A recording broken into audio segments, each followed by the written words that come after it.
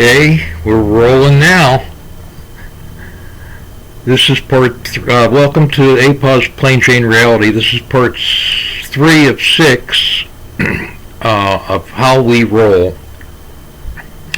subtitled How We F Up, or confusing being interdirected with wanting to have power over others. Some make a game of life, seeking to pile up treasure as a report card of how well they are doing compared to others. It is tempting to do this, but the real truth is we need to value others, but also value ourselves as full individuals without needing to worry if others approve. Only you decide if you are enough.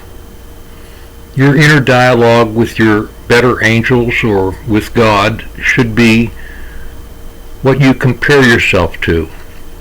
Your race is only with yourself. You can compete and enjoy the competition, for it benefits us and sharpens us, but constantly comparing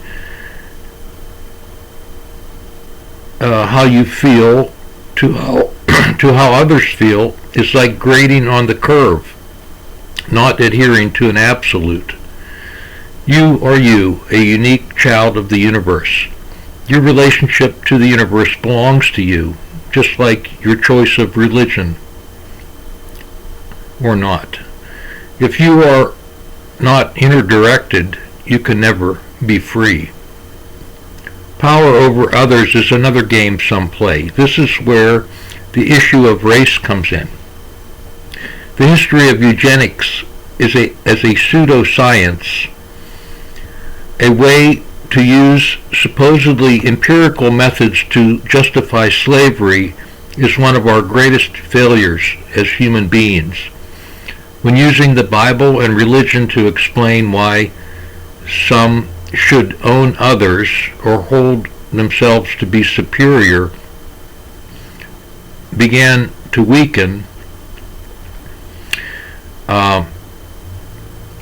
as science became the new arbiter and the power of science was invoked in the form of eugenics. I am not sure, but I think the seeds of eugenics began in England and America.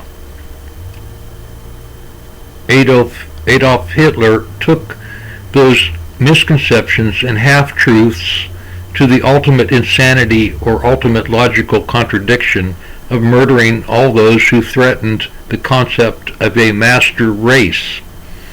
I do not need to say there is only one race, which consists of the class of all humans who are, also needless to say, not the sharpest tool in the shed.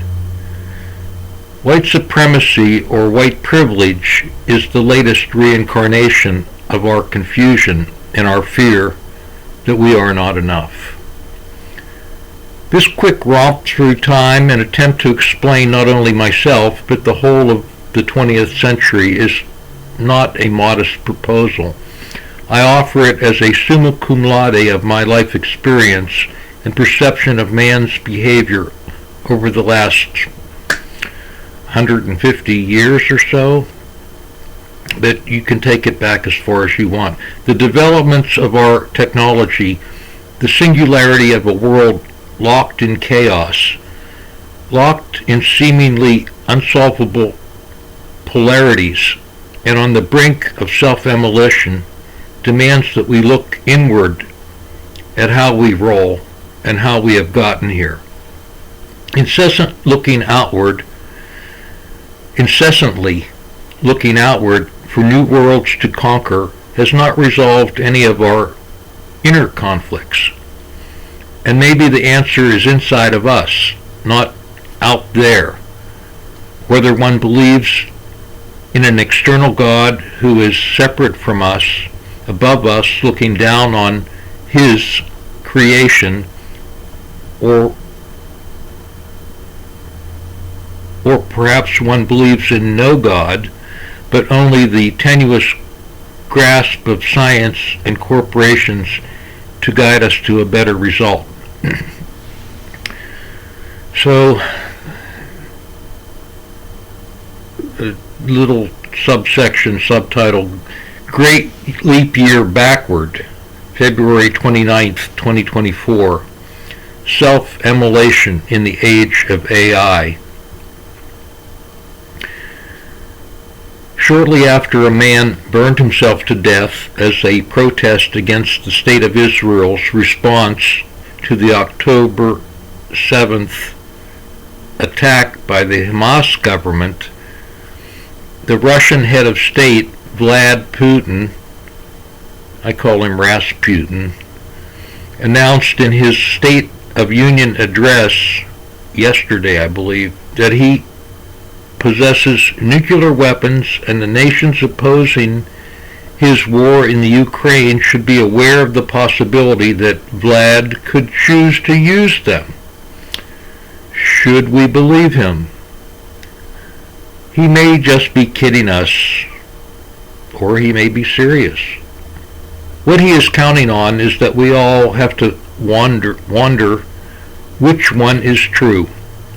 Master chess player that he is, he depends on making us think twice and becoming tentative in our response. He is doing what he always does and always attempts to do, to sow doubt and confusion amongst his enemies, because we are still his enemies in his eyes. Still, it could happen.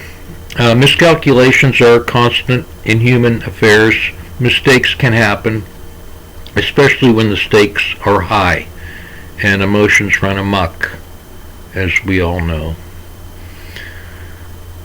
That's the end of part 3, and God bless you for viewing, and thanks for the use of the hall.